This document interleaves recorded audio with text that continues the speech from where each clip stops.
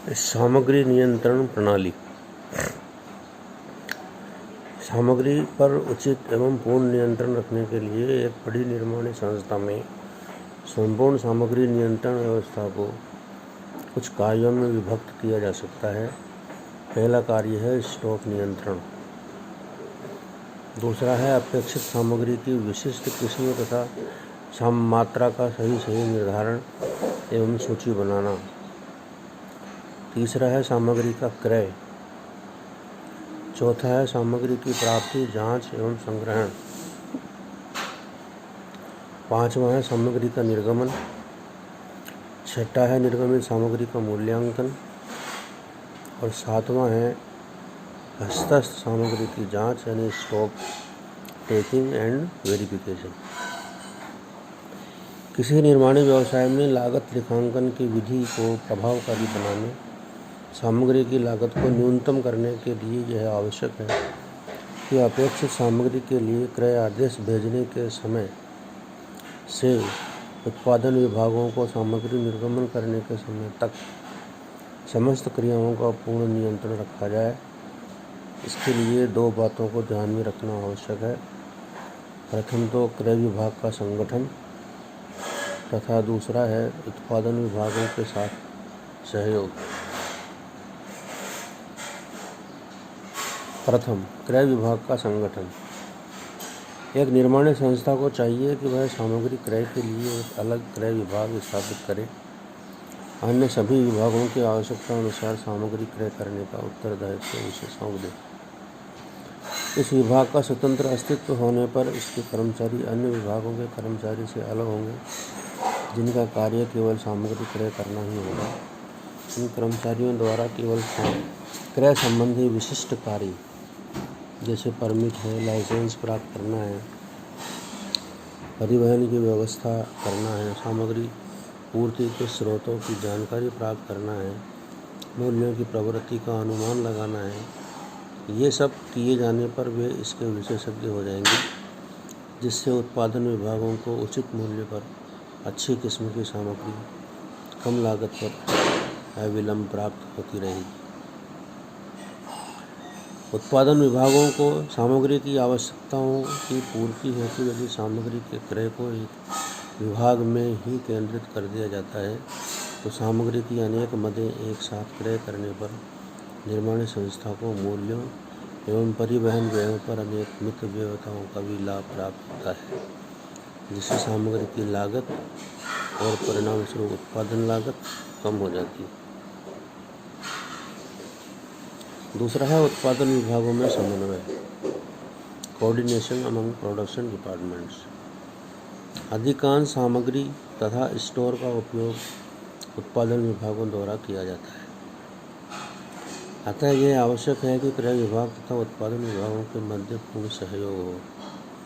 क्रय विभाग को उत्पादन विभागों की आवश्यकता अनुसार सामग्री की विभिन्न मदों के क्रय तथा उनकी प्राप्ति की व्यवस्था तुरंत करनी चाहिए, ताकि उत्पादन कार्य किसी भी समय सामग्री के अभाव में न रुके। उत्पादन विभागों को चाहिए कि वे उचित समय पर क्रय विभाग को यह सूचित करें कि उन्हें कब, किस प्रकार की, कितनी मात्रा में कौन सी सामग्री चाहिए।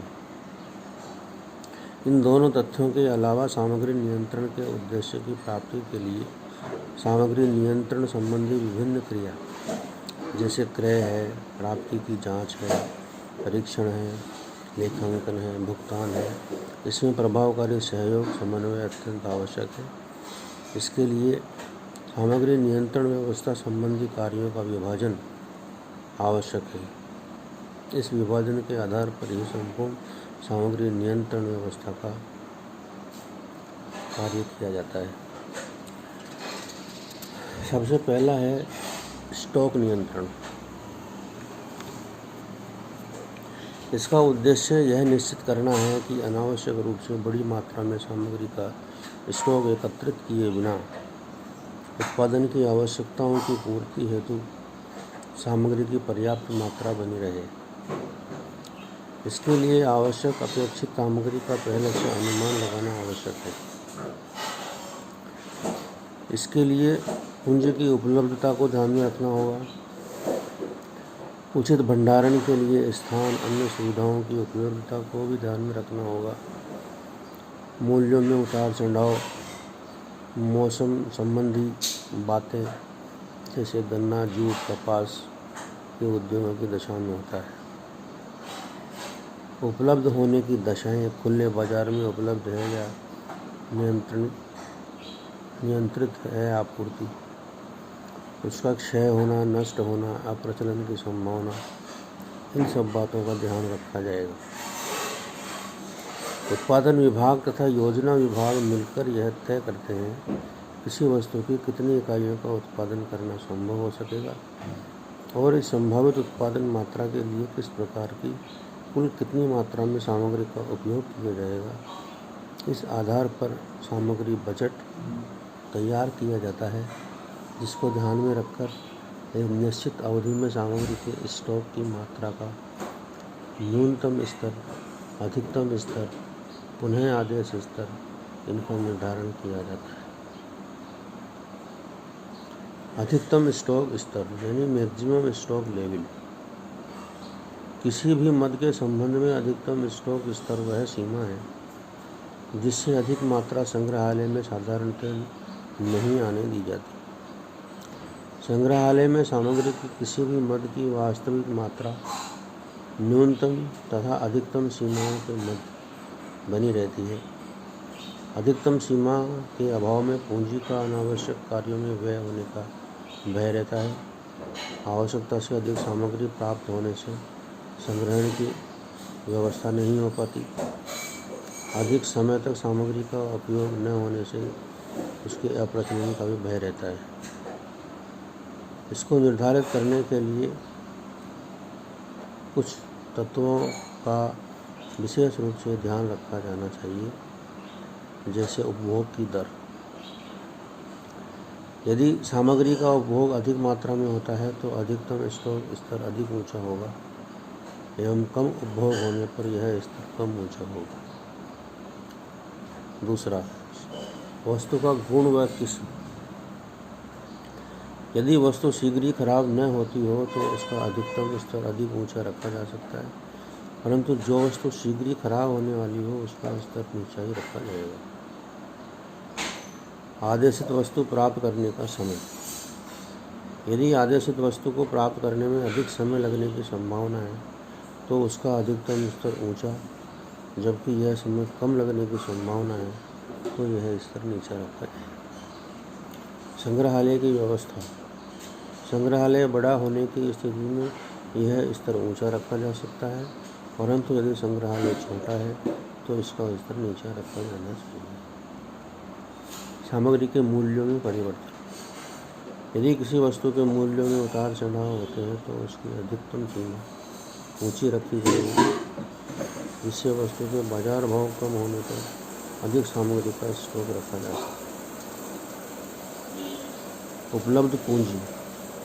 सामग्री के अधिकतम स्तर का निर्धारण उपलब्ध पूंजी की मात्रा पर निर्भर करेगा।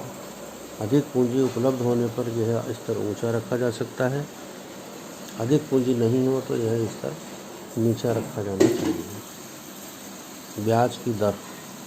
यदि पूंजी प्राप्त करने पर ब्याज की दर अधिक है तो सामग्री की अधिकतम सीमा नीची ही रखनी चाहिए।